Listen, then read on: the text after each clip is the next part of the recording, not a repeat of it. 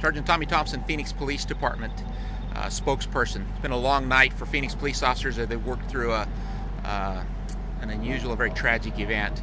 Let me begin last night at about 8:18 p.m. Phoenix police officers responded to a call of a shooting in the area of 3600 North 39th Avenue.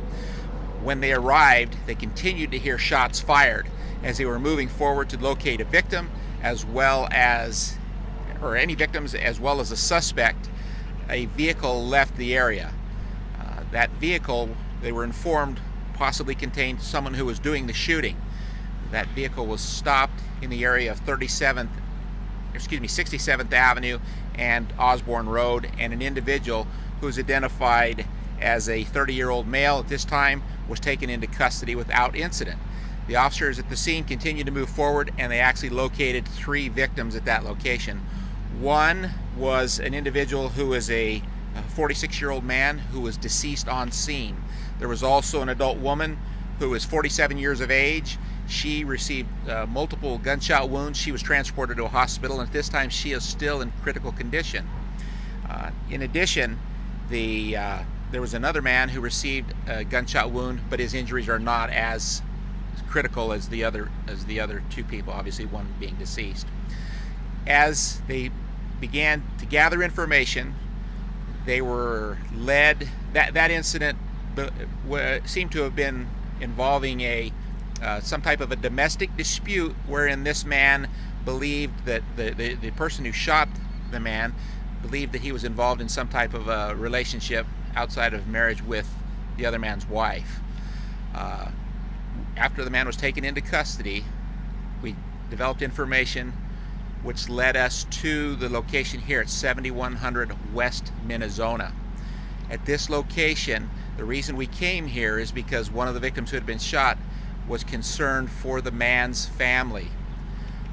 Sadly, when officers responded here on a check welfare call, they found the man's wife deceased, as well as his 7-year-old daughter and his 5-year-old daughter. In addition, inside the home, there was a 3-year-old girl who was not injured, but officers were able to get her out of the scene. We've been working on this all night, and if I step back just for a moment at the location that occurred at the 69th Avenue, I might tell you that the scene was chaotic. I heard officers, as I listened to the radio, and firefighters working to extract victims, not knowing that the suspect, whether he was still in the area or whether he had left. So they were still working in a tactical mode to extract those victims. But again, at that scene on 69th Avenue, we had one individual who was deceased and 2 other individuals who had suffered gunshot wounds. That led us to this location, and again, we located who we believe is the suspect's wife, as well as their 7-year-old daughter and a 5-year-old daughter.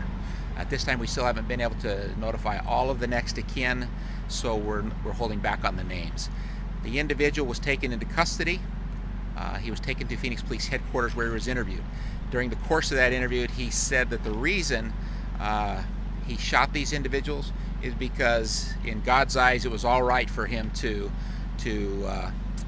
deal with someone in this manner who had been involved in adultery or an extramarital affair. Again, we're still on scene. We're finishing up on the 69th Avenue location, but you can tell we're still here on this scene, taking care of this investigation. Were the family in this house, his wife and 2 kids, were they shot to death then? I'll hold back the cause of death, but they were deceased, and we believe at his hands. I just want to clarify, so the family here is the family of the suspect? That is correct. When they got the suspect in custody, they were led to what is believed to be his residence here in the area of 7100 West Minnesota. So to clarify, you're saying that the shooter went to another home where he said that there was adultery happening, and then there was a check welfare call, and this was his own family. So first it was the timeline. Our belief of the timeline of this is that the suspect went to deal with killed his wife, 2 of his daughters at this location, then went to another location, which is the first location we were involved in, the 69th Avenue location. So after that was calmed down and things were being processed and we were determining what transpired there, we were directed back to this location where the suspect lived with his family. And unfortunately, 3 members of his family are dead, and we believe that he is the person who did that. And again, his explanation to the detectives, the investigators, was that under his religious beliefs that God said that was okay. He So he thought his wife was having an affair. That is correct. He believed that his wife was having an affair with an individual who was the individual shot at 69th Avenue, the man who was deceased. Do you know how the third male that was shot got involved in this? At the scene, there was quite a few rounds fired at 69th Avenue. So there were people coming out of apartments. The woman that was shot was related to the victim who was deceased. So it was pretty chaotic. And again, as our officers were arriving on scene, they were hearing gunshots. And I think some of you have been out there. It's a very large apartment complex. And in that area, that's where that transpired. Did a 3-year-old hide? Was she hiding, or do we know why she survived? It's my understanding, for whatever reason, he elected not to shoot her.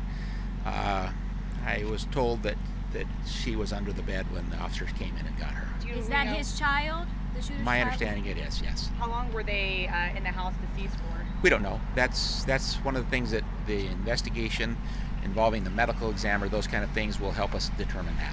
Was he the only one in the vehicle when he got apprehended? My understanding he was.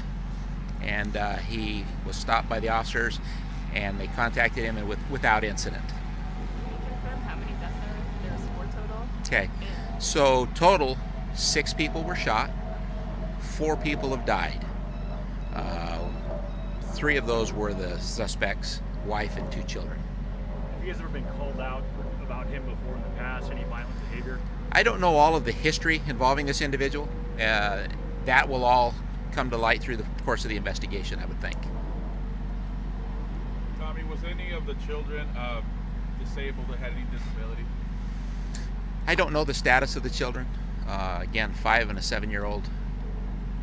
Pretty small children. Both girls. Those are both girls, yes. Has he been booked yet, 4th Avenue? He's in the process of being booked into jail as we speak. They're going through that process, and sometimes that takes several hours to transpire. Did he have a criminal record? I don't know what type of criminal record he had. And once he's booked, we'll know his identity. Yes, once he's booked, I'll put out the identity. What does the rest of the day look like here? Where's the investigation go now? Well, I might add that these are the kind of investigations that are very lengthy, take a lot of time, because we want to make sure we process and do everything properly. I will say that, yes, what the rest of the day, it's been a long night for our investigators.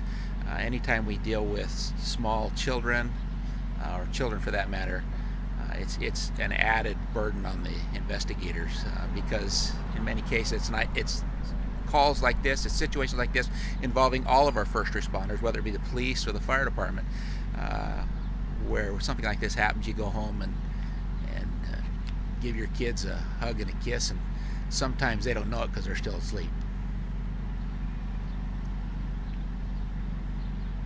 Just to clarify, the age of the 2 daughters that were killed, 5 and 7 is the information I received. do we know how old the wife or the suspect? The suspect again was 30 years of age, and the information I have is his wife was 29 years of age.